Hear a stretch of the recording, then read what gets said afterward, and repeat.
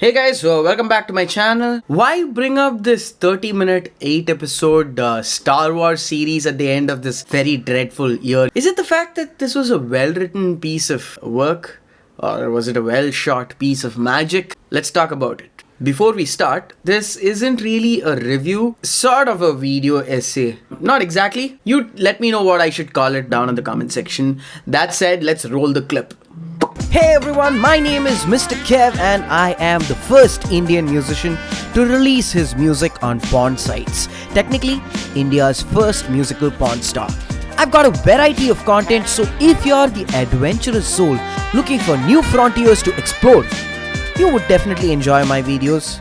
Sorry boring people, not for you. The Mandalorian quickly became one of my favorite series of this year. Within 4 episodes I was in, it had me hooked. I sat down and watched the entire thing, including the season 2 this year, once the season 2 last episode came out. My eyes were glued to the screen. It had me engaged every single second of the entire series. You know, while binging, if I kind of fell asleep, I would wake up, try to recollect which was the last scene that I saw from which episode. Then I'd watch the previous episode just so that I could follow up with the series and make sure that my continuity is straight. It's quite satisfying to witness this beautiful piece of work. Now, this may seem as though the series is flawless and perfect, which, let me be very clear, it isn't. But the year is 2020 and we have a pandemic in the scene, with most of these series being binged and consumed like milk by a kitten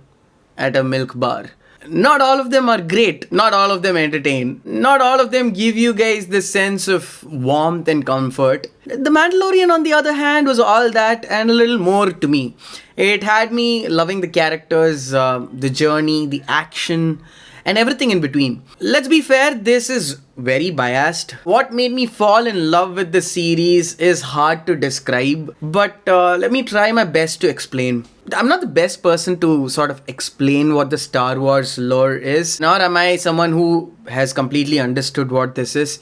It's decades and decades of fiction-filled fantasy blast for all I can tell. I don't know the deep history and the interconnections like several of my friends do. The last Star Wars movies that I watched at the theaters was The Last Jedi, and the ones that came after, I didn't really get out of my bed and go watch it at the theaters. It didn't pique my interest. I'm fairly new to the Star Wars scene. I remember watching the 6 episodes, the first 6 films, only a few years back, maybe somewhere around 2014, 2015. I remember vividly how much my friends back in college, who were some of the most ardent fans of such series like Star Wars and Star Trek, they used to discuss the stories, they used to discuss the world around it, and they used to talk about various aspects of various planets and worlds within this particular system. We used to talk about future plot lines.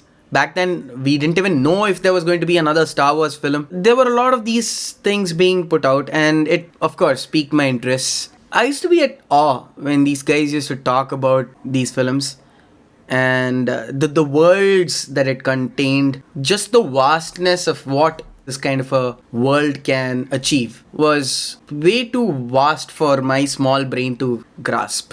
I've always wondered how they managed to tie up stuff like games, movies, animated series, the television series, their books, their graphic novels, tie them all up together, you know, knitting them into this one single piece of cloth called the Star Wars universe. It used to baffle me, but Disney has come out and said that not all of them are canon, as some of you might already know. And essentially what I'm trying to tell you guys here is that I'm not all that clear about the worlds nor the characters in the Star Wars realm, because I've just watched a bunch of Star Wars movies. I felt invested in the movies, a few characters in the movies, but that's about it. Just like millions of religious followers following this franchise, I'm just one of them. I'd like to consider myself one of them. Speaking of religion, it's actually a religion, guys. Yep, it's a cult. Back to what we were talking about. One of the main reasons I loved the series was for its music. Just the sheer range of music that it offered was incredible. Ludwig Göransson, I don't know how the pronunciation is, but we will check it out. Göransson. Like, the music by Ludwig Göransson. is enough to make your heart melt. You can feel the environment even before the Mandalorian steps into it. The emotional strings hit the right nerves for me, not letting it overpower during a scene or not letting it take a back seat in certain scenes. It was just walking the tightrope quite well, might I say. There are some very interesting organic sounds that were used for characters, for particular planets, for a particular scene, and they were constructed so well, some might even say that it is at par with what John Williams managed to achieve through his Star Wars music. Yeah, I am absolutely in love with the music that this particular series has to offer. The Mandalorian is written and produced by the Iron Man director Jon Favreau, who is not new to writing emotional and heartfelt tales, as is seen in movies like Chef, Iron Man, what else? Jungle Book. The man can handle characters and emotions quite well. He understands how to write so that an average human feels invested on these characters. And that's what he's done with Mandalorian. The main protagonist in the series is the titled character, the Mandalorian of course, called Din Djarin. He's a bounty hunter, so he doesn't really work for any side. He pays for the side that works. So right now it's the New Republic that's taken over. Under this New Republic, there is somewhere in the nook and corner, there is the old empire trying to build themselves up and come back in power. Mandalorians are a sect of people who wear these kinds of helmets and suits made of a special metal of sorts that can handle laser beam strikes. Essentially works as a bulletproof vest except laser beams. It's kind of like how Captain America has his shield, which is made out of vibranium.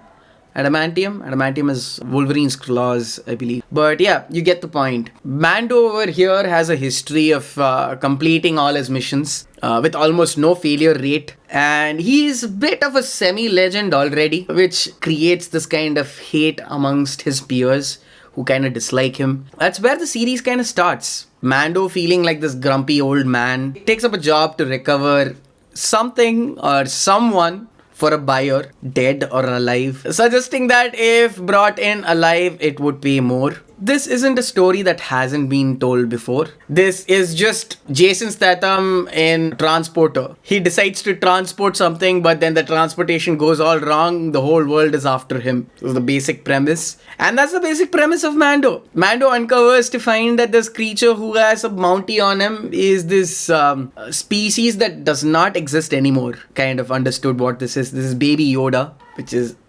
weird which isn't the name of the character. We get to know the name of the character later on in the series, which I would suggest watching. Hell, all of our favorite action heroes have acted in films like this. There's Pacifier for Vin Diesel, one with The Rock, Dwayne The Rock Johnson. There's one with Arnold Schwarzenegger. There's one with Sylvester Stallone. Bruce Willis has a film like this. Every action hero ever has done a film where they are like a stone-hearted person who lives only to do disciplinary work, but then they fall in love with someone that they have to take care. There exist such films. That is the story. We all know how it is going to go. We could even say that it is predictable.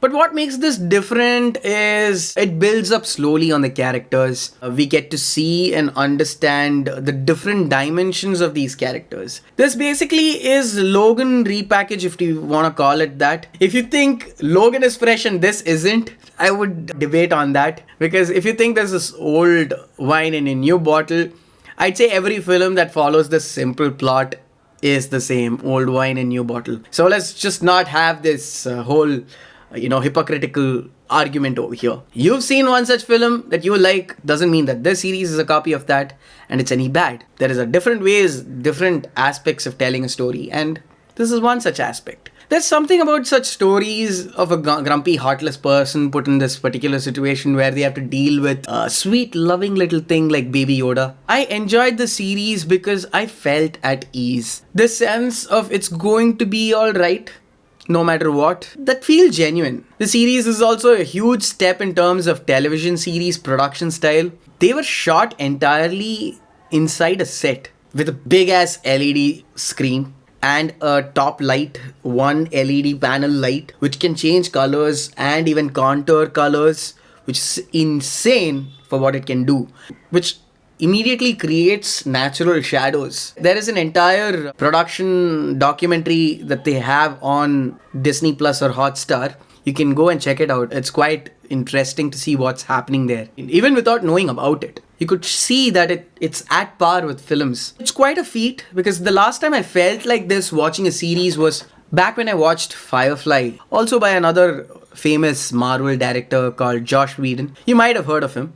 Disney is taking huge strides to step up the game in the television series and movie market. It's leaving behind everyone to bite the dust. Another interesting thing that I noted was each and every episode has been directed by some big names in Hollywood. Robert Rodriguez, Peyton Reed, Bryce Dallas Howard, Taika Waititi, Jon Favreau himself, and quite a few others. With all these different directors taking the reign of the series, you assume that it would have their signature, which of course it is seen in parts. Most of it kind of falls or aligns itself with the tone and the storytelling of this entire series, which is great handling of production. It's very hard to keep a director from making it his own. We saw this with the films when directing was taken from one director to another, and then when they had to move to the next film, it was a bit of a commotion and you had the film fall all over the place. That's a blip I couldn't find in the series. Hell, I couldn't even tell that it was a different director directing it, although some of it spills through. Pedro Pascal is Din Djarin, the Mandalorian over here. He makes a big impact. We have been seeing him in some amazing television series for a while now. He was on Game of Thrones, he was on Narcos, as recently he was on Wonder Woman. The man is sort of everywhere. We don't get to see his face until somewhere in the second half of the first season. The voice from the helmet is very consistent. It's tonally, it does not have any inflections. Kind of shows off the calm demeanor of the Mandalorians. It's a deadpan delivery, like you won't have any emotions in the dialogue delivery. This makes a huge impact as time goes by. When it's the second season and it's almost ending, you kind of have this all turning inside your tummy and you feel like this person, this Mandalorian, is not all that of a robot, but also a heart and a soul in this beautiful silver body. I did break into tears, to be very honest, in the second season. I was happy that it was joyous tears. It kind of gives me hope. That's what it felt like. For all I care, this could be a series that is trashed by many people, critics, but I enjoyed the stories and what it has to offer in terms of its future, right? We already have a Ahsoka series and a Boba Fett series coming soon. That should be fun, but Disney, this is also a world where you can choose to make a difference to a lot of people. You can afford to cast a wide variety of people in this particular series. You can afford to get a wide range of writers. You know what I'm talking about. You can talk about representation. Yeah. It's honestly that. This is probably the only place where representation will be seen without any